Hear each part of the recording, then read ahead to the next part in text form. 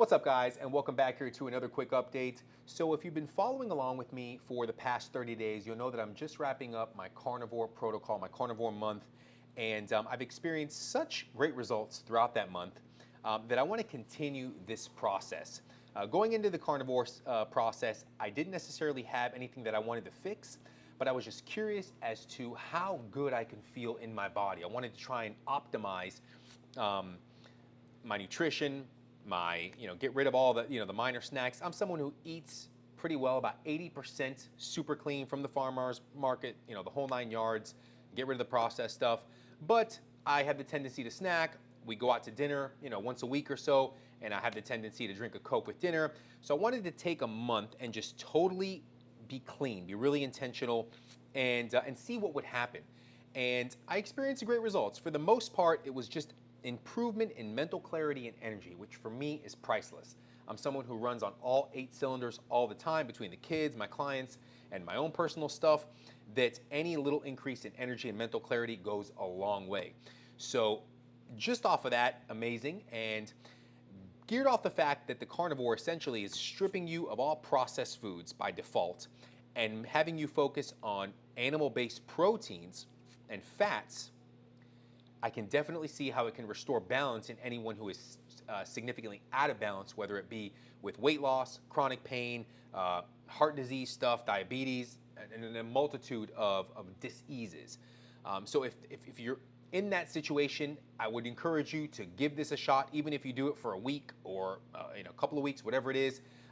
See what you notice in your body. I'll encourage you to try it, and I'd love for you to come back in here and share with me your experiences.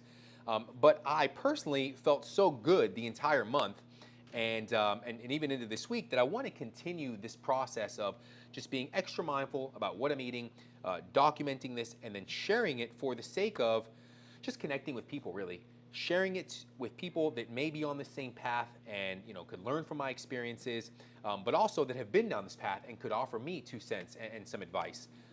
So if this is your first time joining with me, let's rewind a little bit. My name is Vince Ramos. I've been a health coach and a performance coach for over 18 years.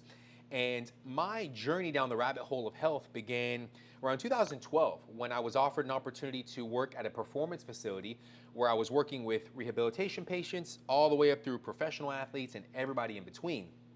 And whether I was trying to help somebody recover from an injury or I was trying to help a professional athlete improve their performance, on the field or on their field of play, or helping a youth athlete, get to that level, it became very evident to me that nutrition was extremely important and paramount, because we're in there busting our ass, 3-4 days a week with high quality training.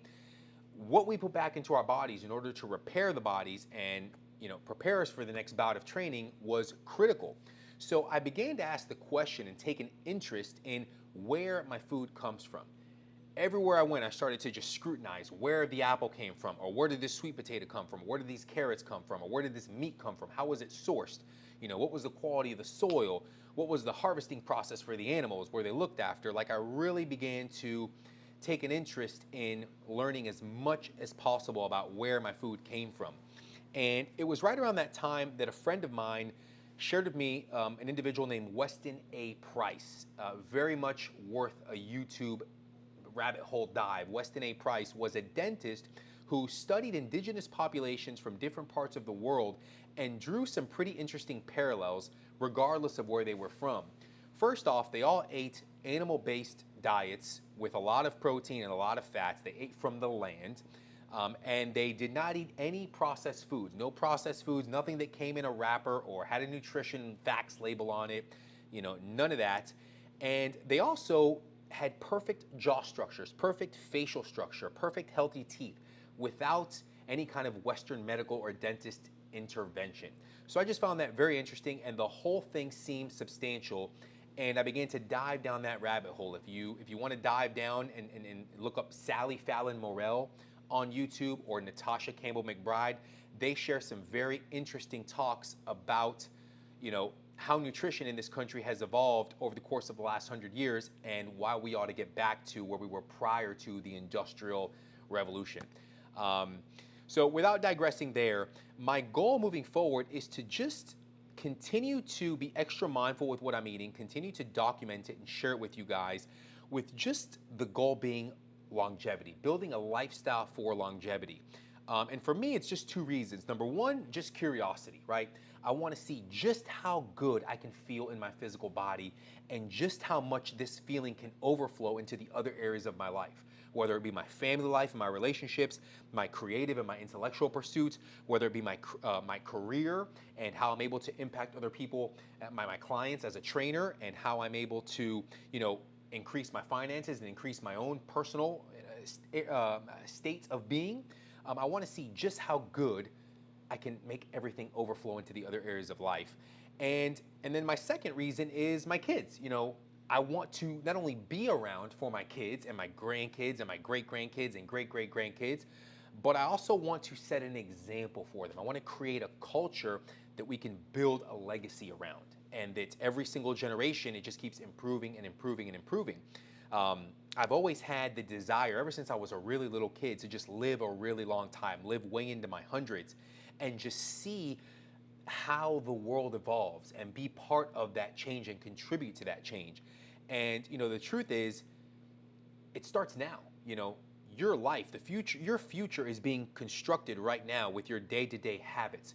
What are you eating? What are you doing physically? What is your daily thought process? What is your attitude, your moods, your beliefs? How is all of that serving the big picture? So what I'm going to continue to do is just document everything I eat, and I'll do a couple of updates a week, just sharing what I'm eating, sharing, my physical activity, my training, and then just my overall state of being, overall state of mind, how all of those different things are affecting me inside, and how it's affecting my ability to perform at work, how it's affecting my ability to engage with my family and give them my very best, and then how I'm able to recharge my own batteries, which is super, super important. So yeah, this week has been awesome. It was my first week starting to reintegrate carbohydrates, and one of the first things that I noticed was I really don't care for them. Breakfast has been the same as it usually is. It'll either be eggs and bacon or eggs and sausage. I've also started to introduce chicken sausage, breakfast chicken sausage. My butcher had it, and I was like, oh, let's try it and do something different. So I really like that, and I can actually have that at any time of the day. I've been consistent with my broth and my protein smoothies. Broth is typically earlier in the day when I'm with clients, or if I have clients later in the day like today, I was just sipping on it a little bit earlier while I was working. Training has felt awesome so far. I got a lower body session a couple days ago. Felt really good under the barbell for some heavy front squats. I was also throwing around my kettlebells for some swings and cleans, and they felt great. It was actually after that session that I had my first carbohydrates. I was just really hungry, and I was in the gym, so I went to the grocery store and picked up sushi, and I had it with the rice, and it hit the spot. It felt great. I felt really good while I was eating it. Didn't feel sluggish afterwards. But apart from that, I really have not eaten any carbohydrates this week, and I haven't craved many carbohydrates. Dinner or lunches has been basically leftovers. If my wife made something the night before, like pork loin was something that I had left over, so I had that this week for lunch. But dinners have been still primarily just protein. One day I had chicken meatballs with avocado. Another dinner this week was just a Wagyu beef burger, half-pound Wagyu beef burger with microgreens. I love microgreens. Great nutrients and great flavor. It's a good way to spice shit up. Lamb chops was another dinner this week. And then yesterday was my first time that I had sweet potatoes in a long time. So I had that with a steak, but I noticed that I didn't even eat my entire sweet potato servings. I had them and they tasted good, but I didn't really, I was more focused on the steak. Like the steak was more satisfying and satiating for me than the sweet potatoes. That's for the most part the week in nutrition. I also got a couple of sauna sessions in this week, and I've started to include myelin. Let's see what it's called. Mullein. It is it's an extract that is supposed to help with immune and respiratory health. I live in California. The air quality sucks, whether it's general smog or whether it's these wildfires, or if you want to call them wildfires, and the shit that they're spraying in the air.